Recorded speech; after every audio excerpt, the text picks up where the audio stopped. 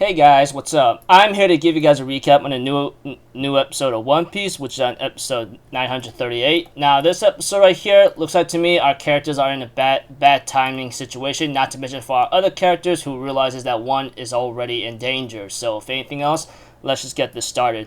We have to that the episode opens up with Tonoyasu being captured and being beaten very badly, you know. Eventually, his identity will be revealed and realizing who the guy is after his hair is poofed out.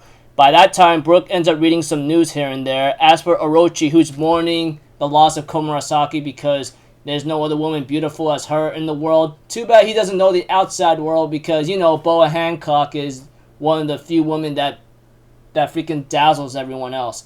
Now, that's not important right now, but Orochi's mourning over Komurasaki's death, you know. But that aside, after being angered by one of his subordinates, he tells him what's up of the person they captured and realizes what their identity is. Orochi being very surprised, realizing that he is still alive here and there. Realizing that he is alive, he decides to put him into execution mode, you know. And by that time, Kyoshiro Saihire had the plans already on the day of Komurasaki's funeral, and you know, etc. And we have to it that Queen gets a message from Kaido that Komurasaki is dead, and Queen gets really shocked about this and says, "What? Are you serious? Like, she's really dead?" He goes like, "Yeah, she's dead. If you don't believe me, put on the video transponder snail from the Flower Capital. You'll see it." And we have to it that Queen ends up crying and all that, and one of Queen's subordinates says, "Hey, should we tell Queen about the red bean soup being all missing?" He goes like, "Hell no, are you crazy? He already found out Komurasaki is dead. Not to mention, if he finds out about the red bean soup being empty, he'll freaking go beyond insane, you know? Unknowingly that they don't know that Luffy and Hyogoro are the ones that ate it, you know, etc.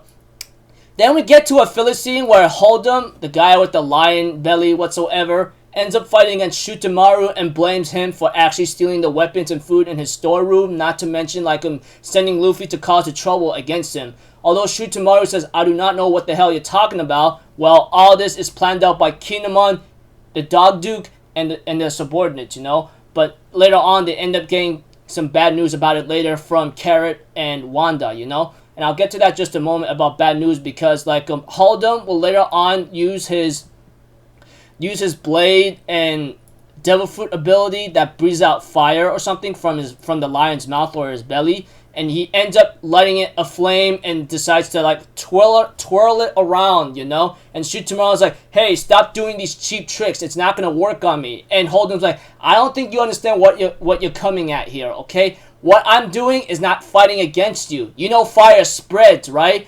And because of that, he decides to use the fire to spread around the Atayama thieves' hideout, which is around the trees and green plain fields, and realizes everything is burning up in smoke. And knowing that Haldom says like I'm gonna destroy your base kind of thing, and he stops it, and Haldom stops his subordinates from chasing Shutamaru because like the Atayama thieves brigade's base is already over. Shutamaru, who's very angry about this, ends up having to like go to the town where they might be caught and be in trouble. But that aside, Inugarashi and Kinemon get the bad news about Shutamaru or something.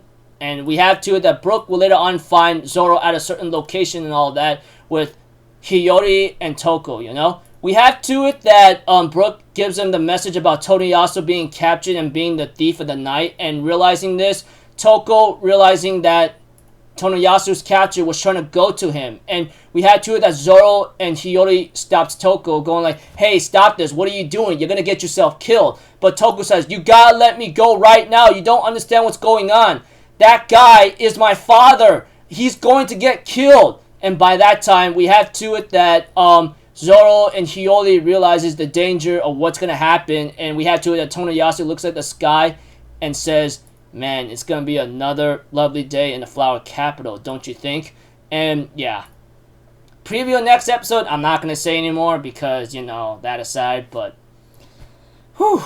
Anyways, really tense episode, and it's going to be very dangerous for our characters because after knowing that they heard the news, I'm afraid many are going to have to try to stop it, possibly. So until then, people, I'll see you guys in the next video. I'm Alphazzetto. Have a good day, and I'll see you guys next time, alright? Peace out. Bye-bye. Toot-toot-toot!